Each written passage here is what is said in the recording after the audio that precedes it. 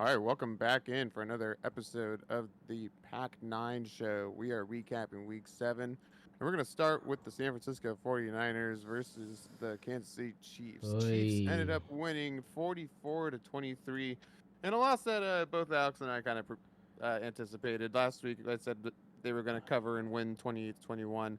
Alex said that they were going to win 24 to 21, but not cover, and turns out they did cover with that kind of score.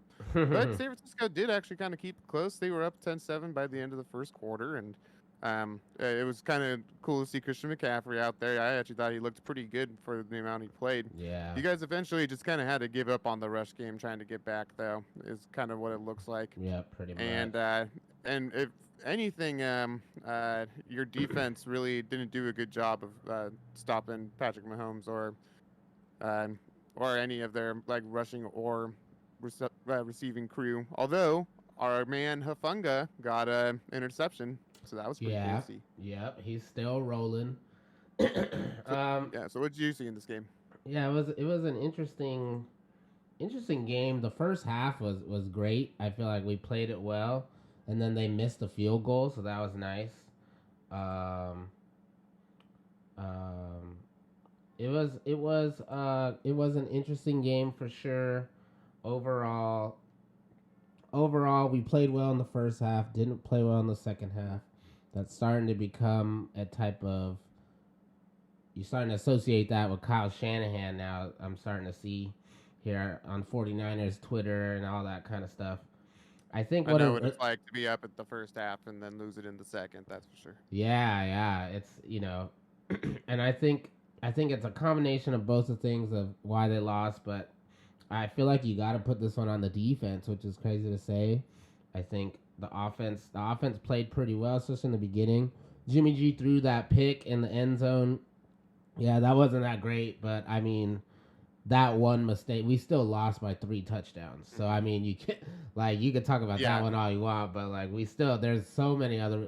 Basically, what I saw was when the deep in the second half, especially, we'd get them to third and long, like exactly where we want them, third and 20, third and 15, and then. They'll just run a little screen because they know our edge rushers are aggressive. They just throw a quick little screen every time, and then they convert, and then they get a huge 40 or 50 yard play, and so there was a lot of that going on, and so it's just got to get clean. I think if those plays were negated, I think it would have been actually a pretty close game, but you know, two, three yeah. I mean, 50 yard Kansas plays. City looks like one of the only complete teams right now. And really, yeah, you guys kind of kept it close. By the time you guys got your last touchdown of the game, it was 28 to 23, and then you guys weren't able to score again.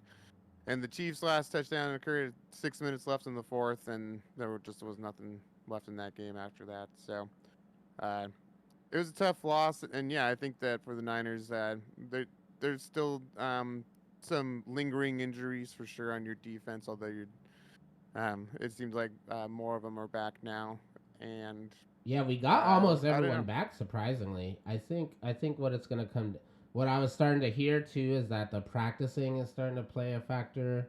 Since not everyone's practicing, it's kind of messing with the flow of the team because of injuries. Everyone's trying to heal up during the week, and so I guess that's actually kind of messing things up as well. So hopefully they can just get that going. We do play the Rams this week, and then we have a bye week. So this could potentially be a good turning point right here. And so this is to Yeah. me this is the time to get it done. I think both the defense, offense, even special teams really have to improve in all 3 phases.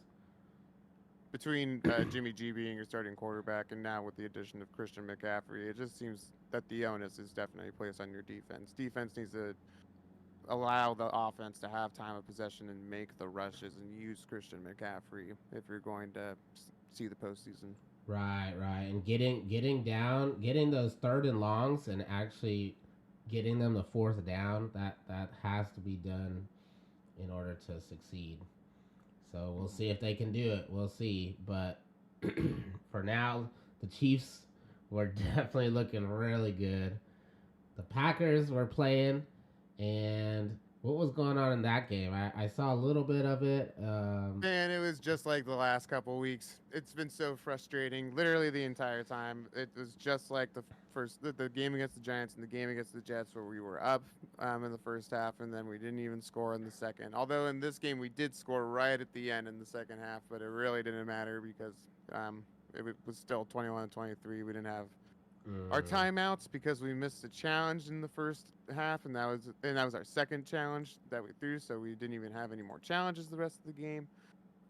We had a very, very cool pick six, and then we had even better fumble recovery for a touchdown, but then that got blown away from the refs on a really, really skeptical uh, personal foul call, and mm, that was really disappointing as well. But in reality, the most disappointing part is that we just refuse to rush the ball in the second half.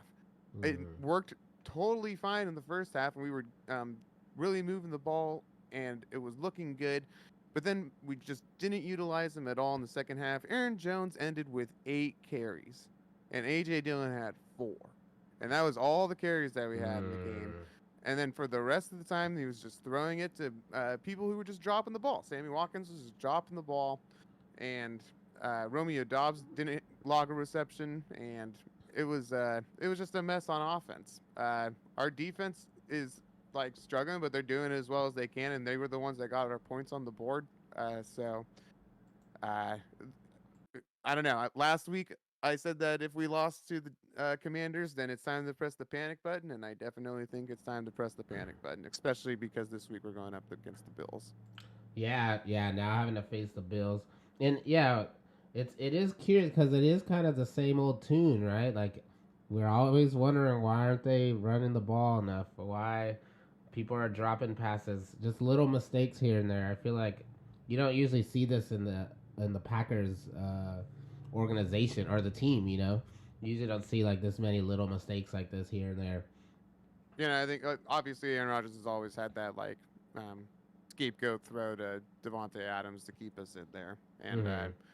I think there's a big trust issue with Aaron Rodgers and his current receivers, especially because Randall Cobb has been out for the past couple weeks, and you'll see him try and make these big throws, and then they just get drops, and then you'll see him like just dump it off to Aaron Jones and AJ Dillon because he doesn't trust where the receivers are in their Mm, route. So then it's just my question again of why wouldn't we just design a good rush if we're just going to end up dumping it off to Aaron Jones anyway, and then he gets tackled behind the line of scrimmage. Our offensive line is just beat up, and they're not playing the positions that they should be playing. But it's no excuse. We need to like the offensive line absolutely has to be perfect if we're going to be able to do anything for the rest of the yeah. season because we have to rush the ball. There's just no other way to do it. Do you think the trade deadline's coming up? Do you think a trade may may help you guys anywhere? Maybe a receiver, DJ Moore is on supposedly on the trading block. Would something like that help, or do you think it's more so just like the players and the coaching? Or I think that would definitely help, and I really actually hope that we get Brandon Cooks. That was something I heard mm, rumors of this week, and I think Brandon Cooks would be oh a totally good addition to that team. yeah, Uh, I think if we got Stockton. OBJ, then that would be a good addition to the team. Like I don't really understand why it's taking so long, but I also don't think that it's going to happen because the Packers are always so slow to the ball with doing trades, and they Mm, rarely happen mid-season for them. So yeah, we'll have to see if they can pick that up here. Hopefully they will. It's still early in the season. Both of our teams, I think, can still make comebacks, but not necessarily in the best spot that we want to be as fans. Who do you think are the happiest fan base this week? well, I can't pick the Bills because they were on bye, so that doesn't really count. So instead, I'm gonna say that the happiest fan base for the second week in a row is the Seattle Seahawks. They are oh now no. firmly Oh god. atop their division at 4-3. Oh They no. just destroyed the Chargers 37-23. Ken Walker looked amazing, and after Rashad Penny went out, so man, Seahawks fans, this is as good as it gets for them. I will never say the Seahawks. I'm sorry. I mean, I won't lie. They are looking pretty good. But I will say that my top fan base or my pick for happiest fan base to me has to be the New York Giants, coming off of a pretty close game, surprisingly, against the Jacksonville Jaguars. They actually came up with the win. You know, those wins are kind of big, especially for a newer, up and coming team like the Giants. So now they're 6-1. They're feeling pretty good, and so I think they're for once New York right now is kind of they're very excited about football, especially Giants fans. Yeah, absolutely. They're really showing that they're going to probably be in the postseason. Yeah, They're making their run for it, Brian DeBall might be despite coach the of the. Eagles. Yeah, they might get coach of the year. Honestly, him or Sirianni for the Eagles. Yeah, but And on the flip side, who is the saddest fan base? oh man, there's a couple to choose from, not including our own teams, but I'll Yeah, go seriously. with I'll go with the New Orleans Saints. Here was a team that thought they had playoff hopes, definitely for sure. They seem to have a pretty good roster, and so I'm wondering how they're losing some of these games here. They're sitting at 2-5. That division is still in reach, surprisingly though. I know. But That division sucks. so maybe they do have some hope, but I think New Orleans Saints fans are not feeling good at all right now. Yeah, letting the Cardinals drop 42 points on you is Yeah. huge.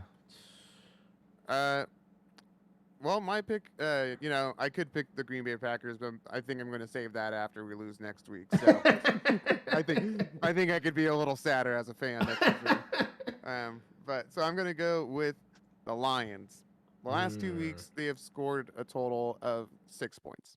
And that's after being the number one offense, passing yards wise, in the lead in scoring. So coming off a 24-6 loss against the Cowboys, like, what are they doing? What are they doing? Yeah, yeah, they were looking explosive in the beginning of the year. Now, not looking great at all. Yeah, they need more grit. That's what I think. They're not enough grit. Not Go enough out grit. and trade for some grit. Need some more dog. Some dog. Jared Goff needs to be a dog. So yeah. All right, everybody, thanks again for tuning in to the Pack 9.